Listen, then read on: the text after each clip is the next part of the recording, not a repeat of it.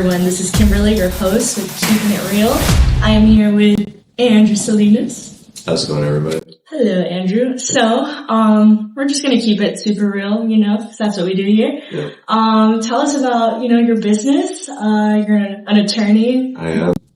Look at the logo. It says that. I love that. Yeah, so I do criminal defense, immigration, a little behind the scenes knowledge here. Actually know Kim previously because we worked at another law firm, in Austin. We were both let go from that law firm, but, we're doing all right now. Hey. But yeah, so I'm based primarily out here in Houston. So, I'm in the Harris County courthouse almost every day. So if you're in trouble, chances are you probably see me, charging through the courthouse. You want to meet him, but you want to meet him properly, not at the courthouse. When you're coming to me, you're not having a good day. So, no. It's better afterwards, but yeah, it's not So what are some of the cases you've taken on recently? So, recently I just picked up a sexual assault case. Okay. 14 to 17-year-old. So, I know we're keeping it very real here. Super real. It was PG in the beginning. Take out the PC affidavit and it's stated. So guy is sitting in jail right now. He's facing 2 to 20 years in prison, as well as possibly registering as a sex offender. So that's things are pretty tough right now. Yeah, so I'll get calls for cases like that, murders. The most common are assaults. If you're fighting with your girlfriend or your family member, or DWI, because of course, even though Uber and Lyft are pretty reasonably priced, people still choose to drink and drive. And, I don't understand that. How many DWI cases have you received, recently? Oh, dude. Too many. Too many.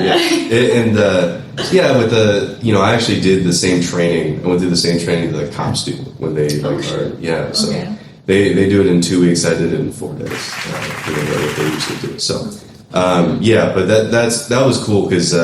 I watch a lot of body cams, so you see them do there are 3 standard tests that they do. They're called the street safety field sobriety test. And basically there's a HGN and horizontal, the gas mask, they're like, oh, but you're moving your head, so now you're drunk. And then you got the walk and turn and the one leg stand. So it's a lot.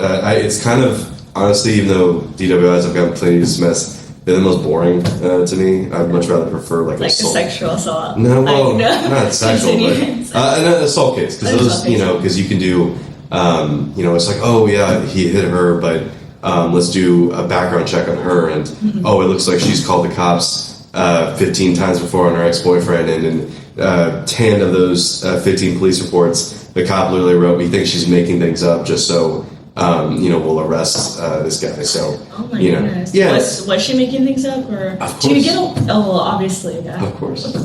My people are innocent. Yeah. I just gotta let the state. I love that. My people are innocent. My people are innocent. Of course. You're presumed innocent, but we don't. Society doesn't think that way. Immediately, people will lose their jobs. They'll. It's like you can get arrested, lose your job. All of a sudden, money's not coming in. All of a sudden. Underlying issues in your relationship or your marriage come to light. Now you're getting a divorce, and then if you're undocumented, God forbid, now you got an ICE warrant. So it's like a single arrest. Even though this person is presumed innocent, they're entitled to due process. Their life gets turned upside down just because of that. So all that because of a single arrest. Yeah. I know. I had this I hear people getting arrested over simple theft, robbery charges, and it's their visas get revoked and everything gets revoked, so that's tough. I tell them, I was like, hey, was the shoes at Walmart worth it? The cheap shoes that are gonna be run out in a year? Yeah, it's pretty bad. And what's the toll that this takes on you, mentally? How do you handle this?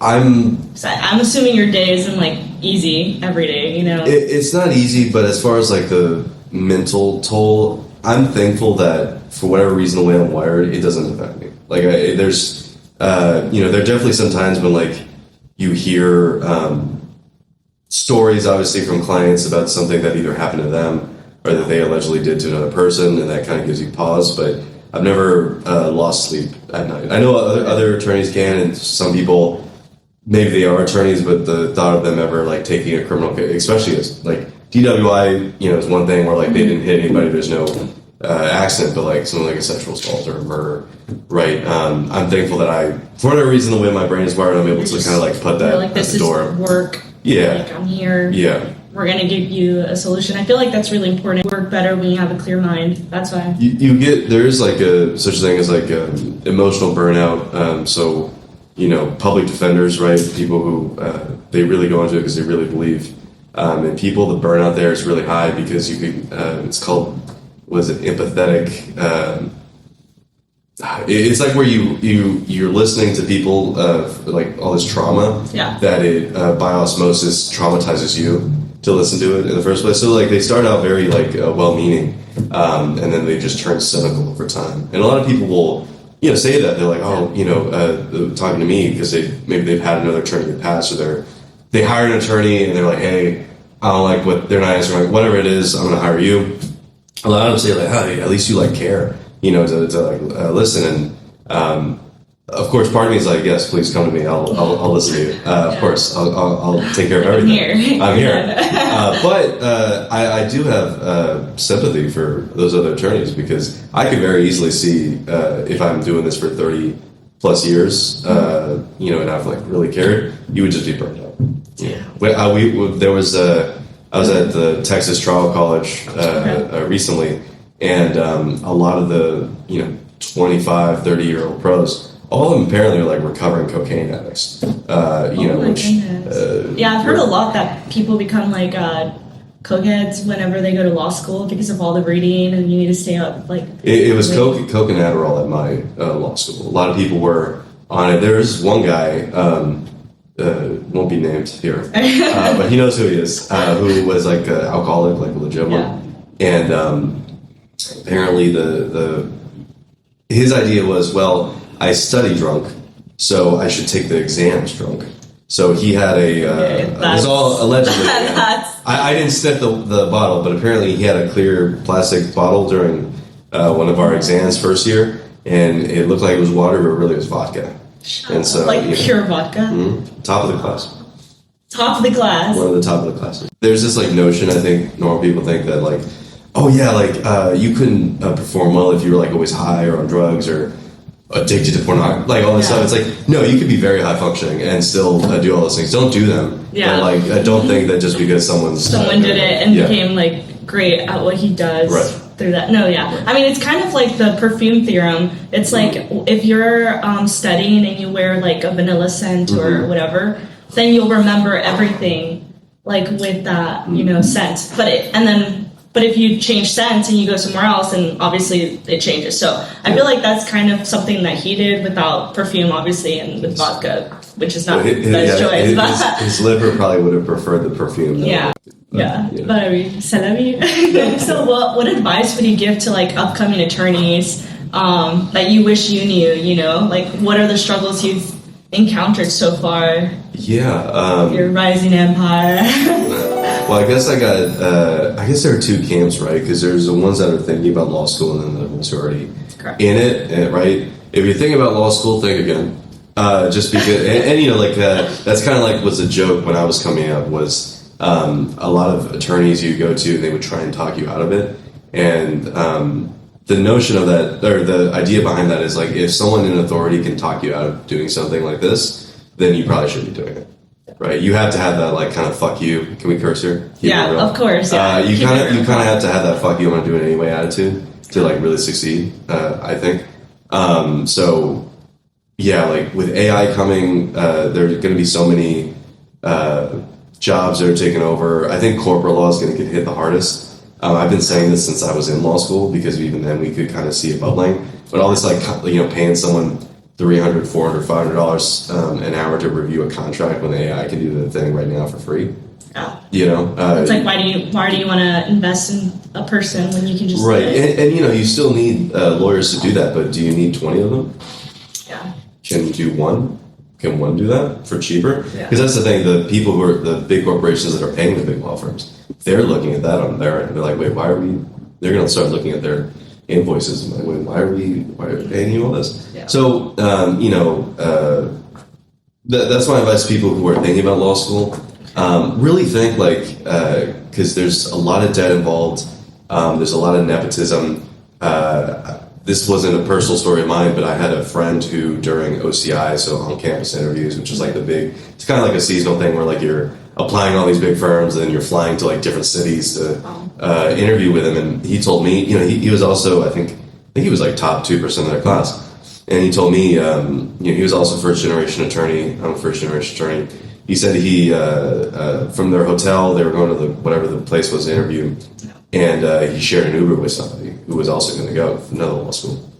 And she gets on the phone while they're on the Uber, and she's like talking with her interviewer because she, I think like there's a prior relationship, and there's a lot of like golfing buddies that like, when I was, so you're going to experience that. Like if you're first gen, you literally have to make all your own connections. Okay. So you really have to like, not saying it's impossible, but it's going to take work, and you can have the best grades and do all that, but if you don't like know people, I mean that's like and I feel like that's kind of like a network. And it goes beyond law. It's just like generally, there was this whole notion of like work really hard, put in your hours, nose to the grindstone, and you'll be rewarded. And for previous generations that was true.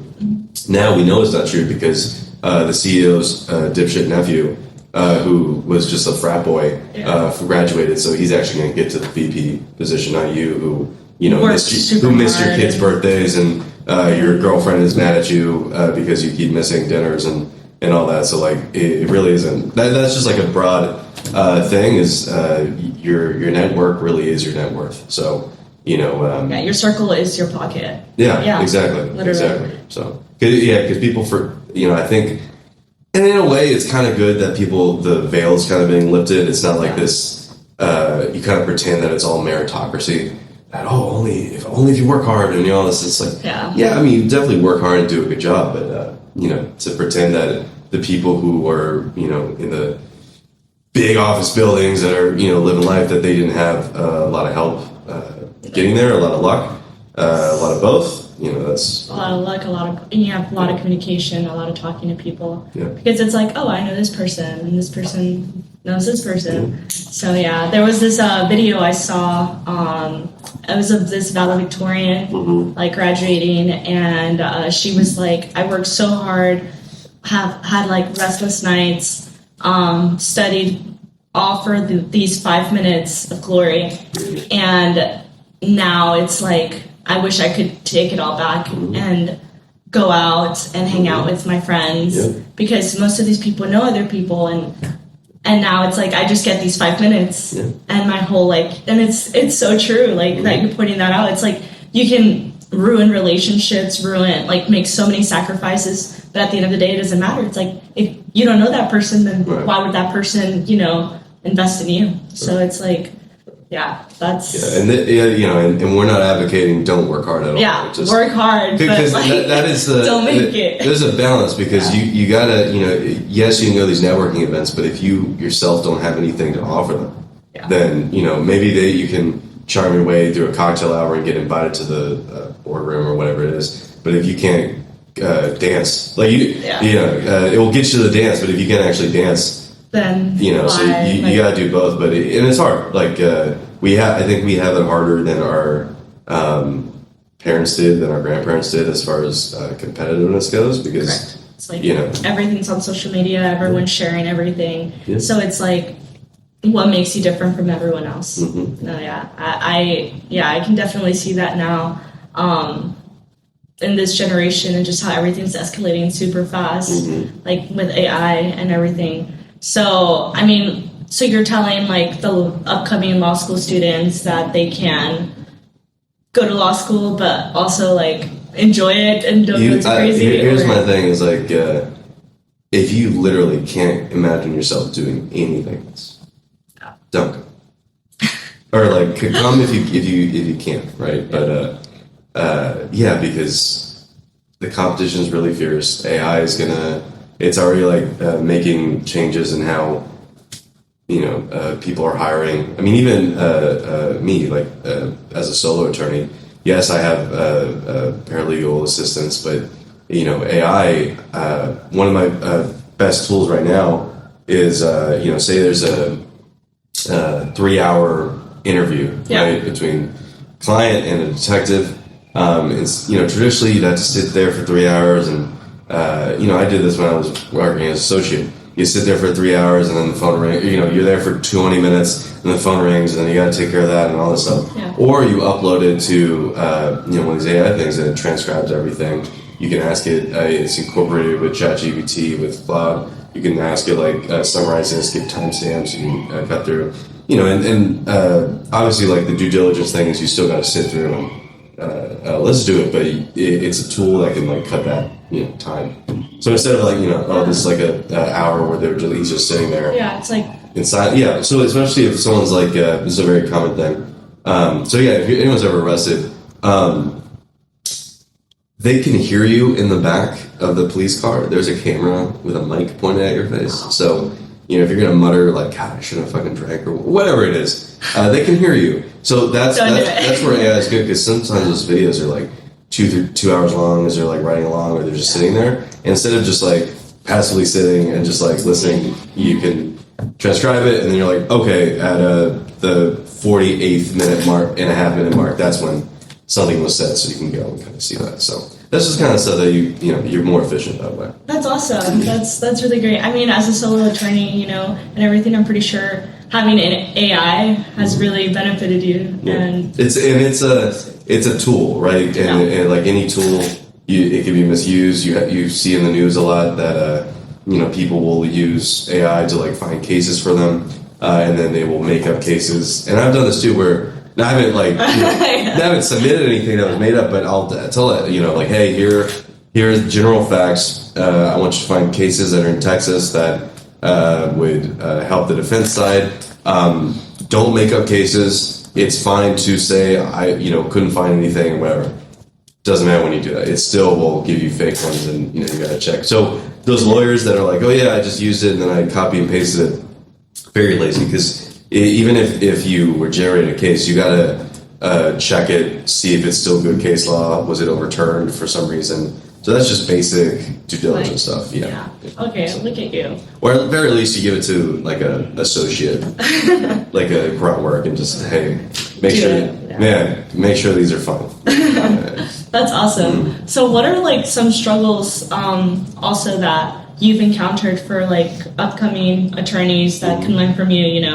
I mean, just from personal experience, I graduated in 2020, just in time for the pandemic. So I moved to New York during the pandemic. So all these pussies that left New York for Connecticut and Maryland, I'm not talking to specific people, and moved back in with parents. I moved to New York, so I feel like I have more street cred. I ran to the fire. Yeah, but when it was a weird time to start, because you went to law school, you thought okay, great.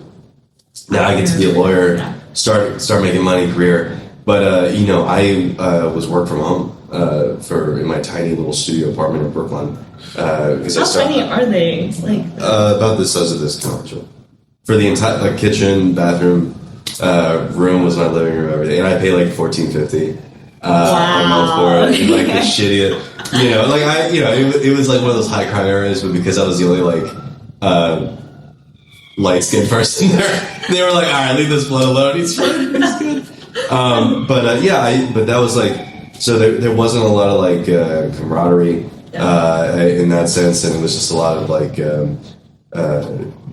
blind leading blind. You're just kind of trying to search that. So and then I found another job, and the person who was supposed to be supervising, I thought was kind of lazy, and then also I could tell they did not want me to maybe get to a certain level so that I might threaten their position. I hate those type of things. Yeah, it's Robert Greene's 48 Laws of Power, Don't Outshine the Master. Yeah. Which is you think especially when you're young, you want to prove yourself, and you think, oh, I'll show how smart I am with all my initiative stuff. And in a perfect world, sure, but in the world we live in, all that's going to say is someone's oh, I'm going to try and suppress this guy or this gal, because I've cruised in my position, so I don't want that.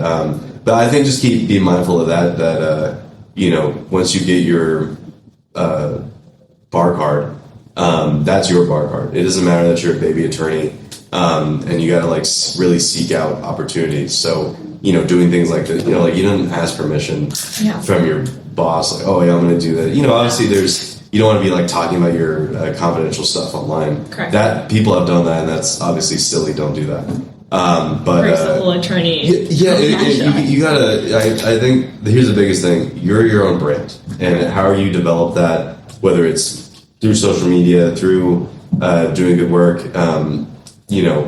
You're the brand, and so there are two versions of this, right? If you're like at a really prestigious firm, and you're just starting out, sometimes you can get in your head that like the prestige is yours, even though you're just a tool of the big machine or cog in it, right? Yeah. And unless like unless like clients are like, no, I'll only work with this person and I'll follow them wherever they go, and you have a sizable book of business, that firm prestige is maybe a little bit of it will follow you, but maybe not. And then the other thing is if you're at a less prestigious or smaller, this whole like, oh yeah, just work really hard and you'll get a raise if we're doing good. 50-cent raise. 50-cent raise, or we're doing great with profits. Yeah. But sorry, we don't have enough for you. Profits are so great. And you just gotta keep that in mind that this is your life. You only get one, and if you're gonna enter this profession, you really got to think like, okay, if I get fired tomorrow or the firm gets shuttered the next day, am I going to be competent and confident enough to make it work on my own?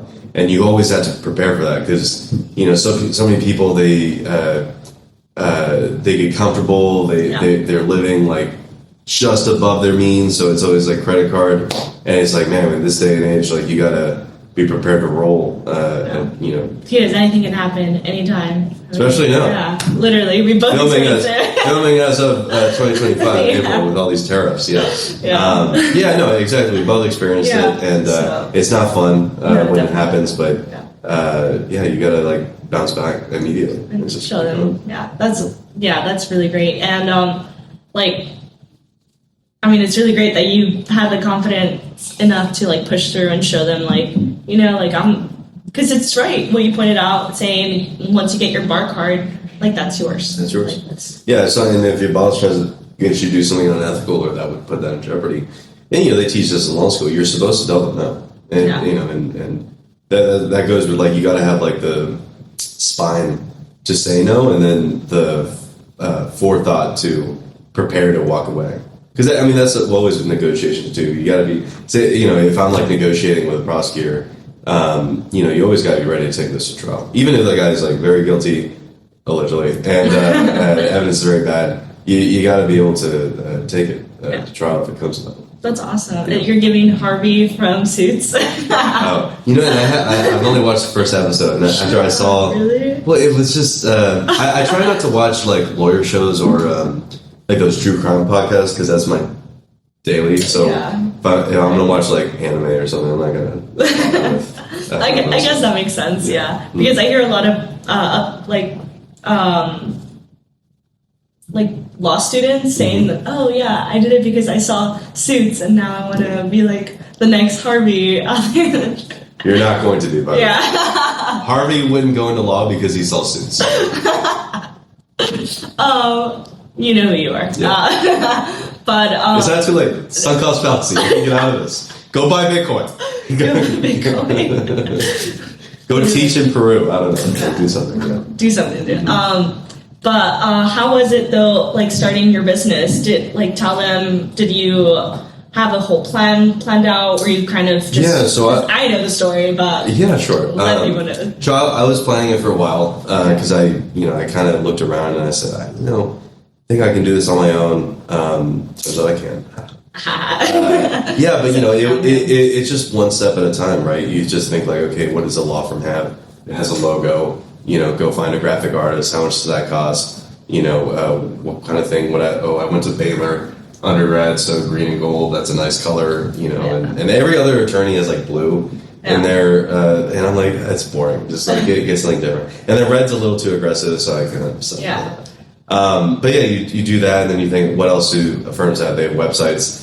How do you build a website? Go on YouTube, watch like an Indian guy give an hour long. Like, here's how you do this. Yeah, no, and literally just kind of like you do it like step by. It's like that adage: how do you eat an elephant one bite at a time? You just do that, you know, and you kind of research like, okay, do I need a business account? How do you do that? How do you I kind of already knew a little bit from law school how you would like difference in LLCs and corporations, but actually like, you know, looking at it, and it's a lot easier to set up a business than people understand. It's just $300 in a form, make a 2-page form, and you're good to go in the state of Texas, which is true for most states. Yeah, but you know, and just playing it, and if anything, it was good that because I was planning for so long, and I think it was around October that I got the boot, and I'm actually very grateful in hindsight that happened, because I feel like at that point I could have talked my way into like delaying this dream I had for longer, just for safety, because it's always like, oh, I'm not ready because I haven't had enough cases yet, or I haven't had enough trials yet, I don't have enough money yet, I don't have enough. You'll never have enough of it until like you just figure it out. And there's something attorney mentor of mine, he's in New York, told me. He's like, Andrew, because he told me like a year before, you know, I was like, maybe think about it, and he said, Andrew, when you got to pay your own bills and you have all day to figure out how to get money, you'll get the money. You'll figure it out. Like when you're not, you know, sitting